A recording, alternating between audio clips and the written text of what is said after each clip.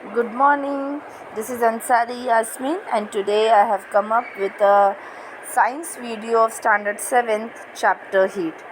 So let's have a quick brief on the introduction of heat, and then we'll see what are the different modes of transfer of heat. So let's start. First, let's understand what are the different sources of heat. Here on the screen you can see Earth is getting a sunlight from sun, and not only sunlight but it is also getting heat energy from the sun. In the second picture you can see a fuel is burning and it is giving out heat. Same way, when the electrical energy flows through the circuit, it generates heat over there. Volcanoes also gives heat energy. So all those sources, all those things which gives out heat, as an output, that would be called as sources of heat. So these are the some different sources of heat. Now let's understand what are the causes of these happenings in these pictures given below. Here in the first picture you can see a man in living in a colder region rubbing his hand so as to normalize his body temperature, so that he will get a heat. In the second picture you can see a bottle kept in a freezer. When it has been taken out, we find a water droplets on the surface of the bottle. In the third picture we can see a girl is having a fever and a thermometer is being used to measure the temperature of his body. And in the fourth picture we can see milk has been given heat and the milk is boiling. In all these happenings, a common term is heat. As we rub our hand, a heat is generated. The friction causes the heat to generate, and this will help us in maintaining the body temperature. When the bottle is taken out from the freezer, as the air is around the bottle and the water vapors present in the air, the heat from the air decreases. The temperature of the air decreases, and because of the decrease in temperature, the water vapor gets condensed and they become water droplets, which we can see on the surface of the bottle. In the third picture, a girl whose temperature is more than the normal temperature, and that temperature we can measure in a thermometer. And in the fourth picture we can see, as the heat is given, this heat is able to boil the milk. So in all the instances, the heat is the common term which is causing these happenings. Now let's see what happens if we take a hot coffee or tea in a cup. We all know that that cup or a glass will become hot.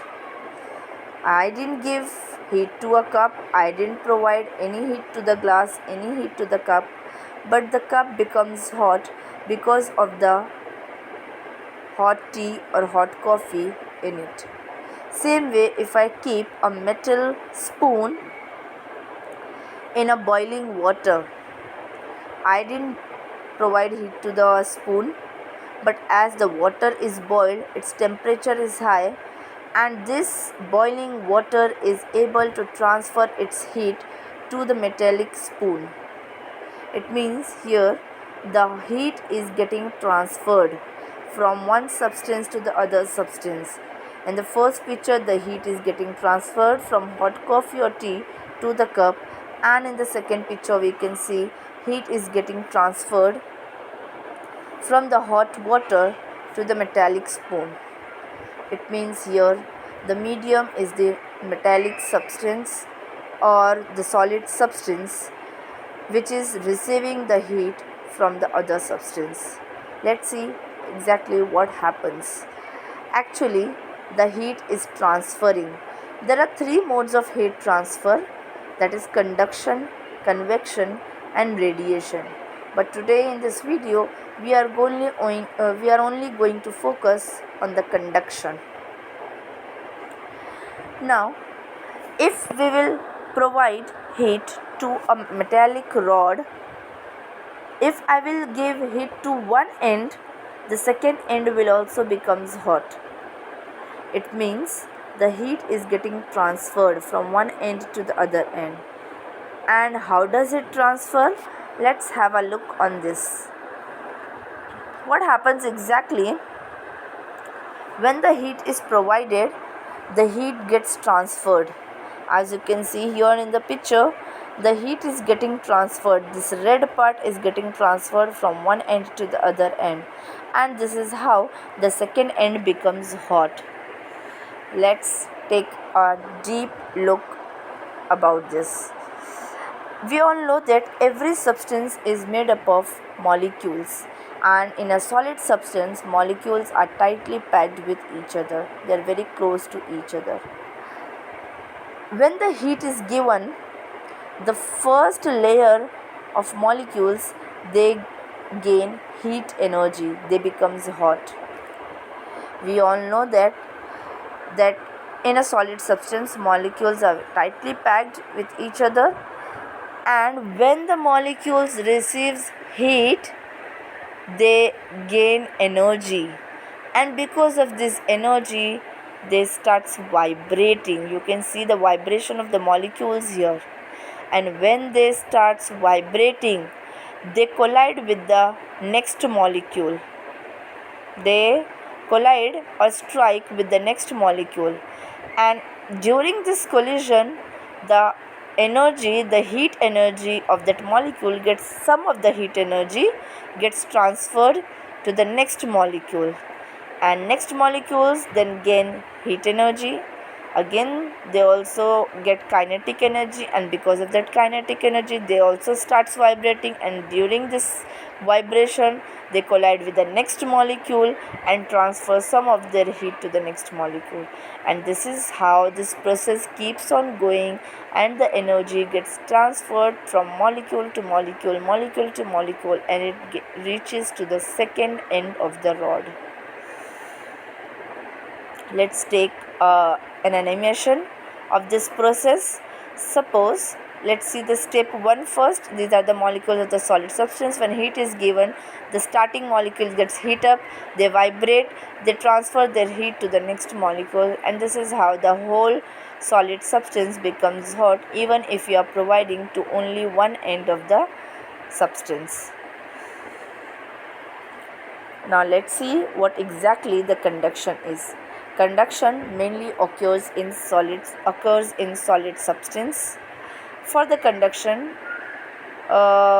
conduction takes place when there is a molecular vibration, as I have already explained, and when there is a free electron diffusion. We'll understand both these terms, what exactly the molecular vibration is and how does free electron diffusion helps in the conduction or in the transfer of heat.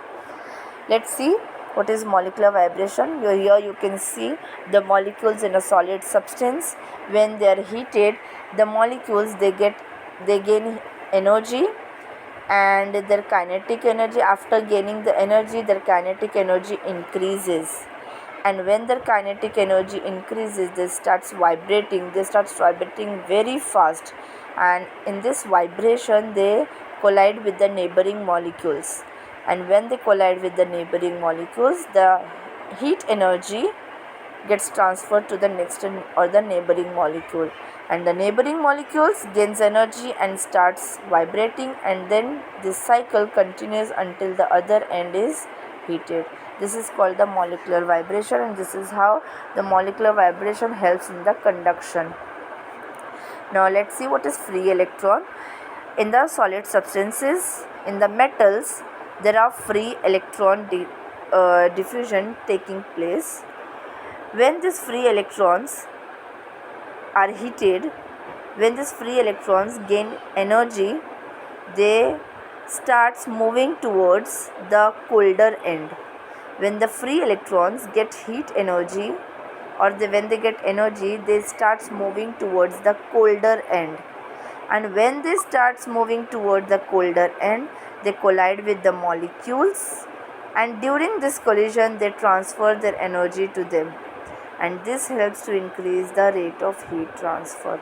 So this free electron and the molecular vibration are the factors responsible for the conduction. In our next video, we'll see the next mode of heat transfer, that is convection, which mainly occurs in the liquid and in the gaseous state. So this is the transfer of heat in a solid substance. In the next video, we'll see the transfer of heat in liquid and gaseous substance. Till then, bye. Thank you. Take care, everybody.